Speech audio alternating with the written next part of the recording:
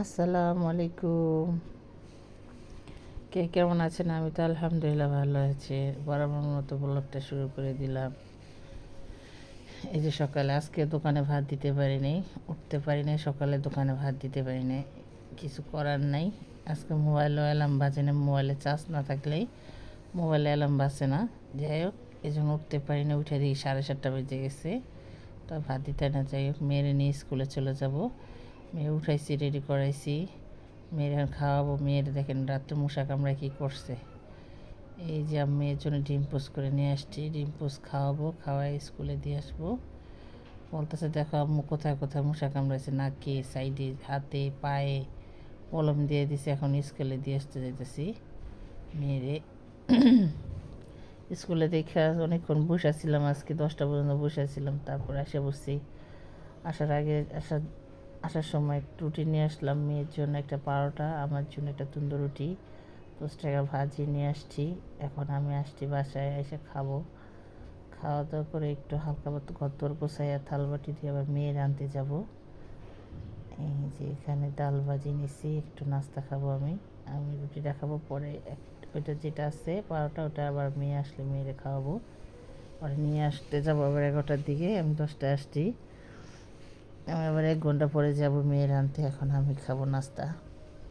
খাওয়া দাওয়া করে ঘরে যা বাদ বাকি কাজগুলো, আজকে বেশি কাজ নেই। আজকে কাজ বলতেই নাই, রান্না নাই, কাজ নাই। আজকে ঘরও মুছবো না, আজকে কাপড় চোপড়ও ধুবো না।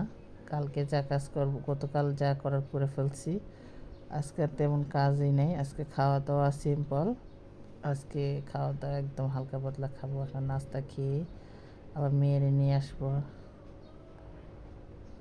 মেয়েরে নিয়ে আসছি, মেয়ের আইসা একটু কার্টুন দিয়ে দিছি। আমি রাইস কুকারে ভাত বসাই দিছি। আইসে যে টমেটো টক, মেয়ে তো ডাল বাচ্চারা খাবে না, তাই টমেটো টক বসাই দিছি। ওখানে গরুর তিল্লি বোনা আছে, তারপর আবার সিম সিদ্ধ দিয়ে রাখছি। একটু সিম মন চাইলো একটু ভর্তা খেতে আজকে, যেহেতু কালকের তরকারি সব রয়ে গেছে। তো মনে করলাম তরকারি আছে, একটু ভর্তা টর্তা করি আর একটু টকটা রান্না, হালকা পাতলা খাবার খাই মা মেয়ে। যাই হোক, এখানে টমেটোর টকটা বসাইছি, এটাকে বাগার দিব।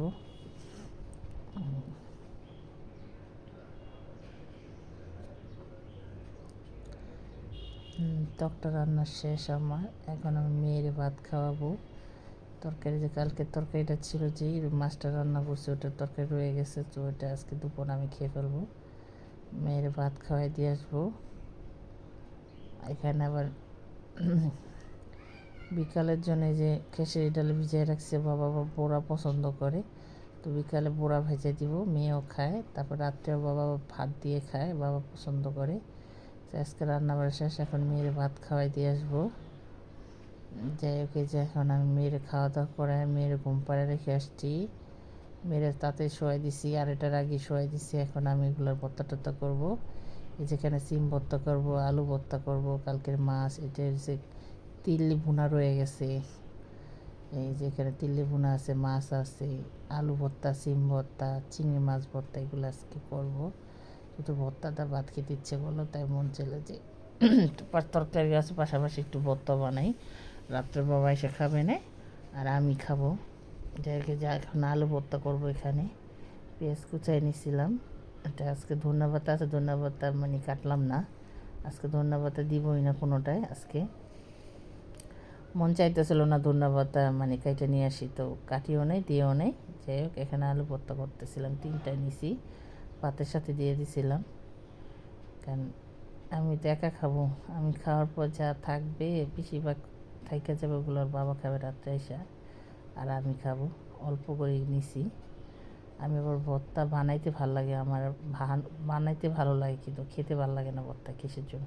বিশেষ করে আমার শুটকি ভর্তাটা অনেক পছন্দ, শুটকি ভর্তা, আলু ভর্তা অনেক পছন্দ। এই দুটো হলে অনেক খাই মজা করে। এই যে আলু ভর্তাটা হয়ে আসছে, মানে ঝাল দিছি আলু ভর্তা। এখন ভর্তা করবো সিম ভর্তাটা। সিম ভর্তাটা হইলে তারপর চিংড়ি মাছ ভর্তাটা হলে ভাত খাবো। ভাত খেয়ে আবার মেয়ের সাথে একটু ঘুম আসবো।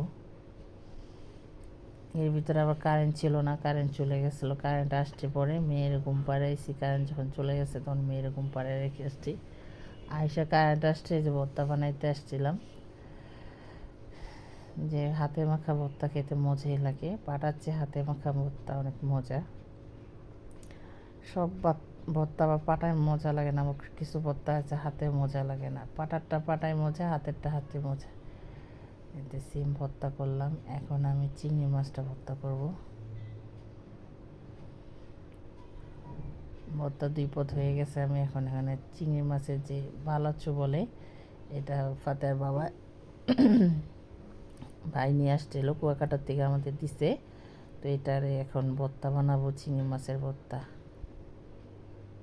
এটার ভিতরে সব দেওয়া থাকে, এটা অনেক মজা। এটা ভর্তাটা খেতে অনেক মজা লাগে, একটু সরিষার তেল একটু বেশি করে দিলে অনেক মজা লাগে এটা। যেমন ভর্তা রেডি হয়ে গেছে, 3 পদের ভর্তা। দেখেন একা মানুষ কতগুলো ভর্তা করছি। আমি খাবো আর ওর বাবা খাবে। যাই হোক, ভর্তাটা তো আমার রেডি। সব খানা পিনা এখন আমি খাবো, সব তরকারি আছে, এখন এগুলো খাওয়া দাওয়া করবো। খাওয়া দাওয়া করে এখন ঘুম আসবো। যাই হোক, আমার ভিডিওটা ভালো লাগলে লাইক করুন, শেয়ার করুন, ফাতেহা ব্লগের সাথে থাকবেন, আমাদের জন্য দোয়া করবেন, সাবস্ক্রাইব করে দেবেন। আল্লাহ হাফেজ।